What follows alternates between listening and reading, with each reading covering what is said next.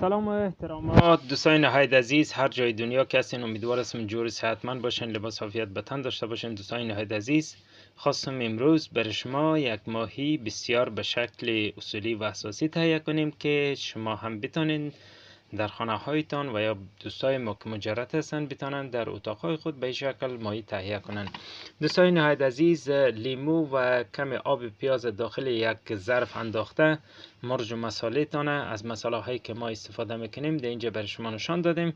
داخل از این آب پیاز و لیمو انداخته خوب صحیح به هم میزنین. بعد روی ماهیتان به این شکل خوب صحیح 4 طرفش هم میمالین که خوب صحیح در خود ماهی جذب کنه. ایره بسیار آهسته آهسته به این شکل که بسیار اموت دیگه خوشمزه و لذیذ بیایه.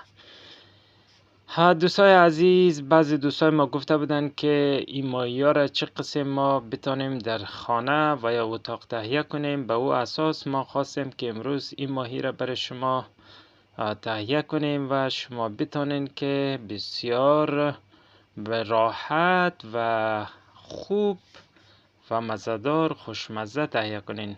بعد از این که خوب صحیح با این مرج و مساله و آب پیاز و آب لیمو ایره روی ازی پشت روی ازی را کشیدین، ما کچالو هم تهیه کردیم که کچالو را زیر ازی گذاشته و بعد چند دقیقه میمانیم که این خوب صحیح امی آب پیاز و لیمو را و مرج و مساله را به خود جذب کنه. بعد از نیم ساعت داخل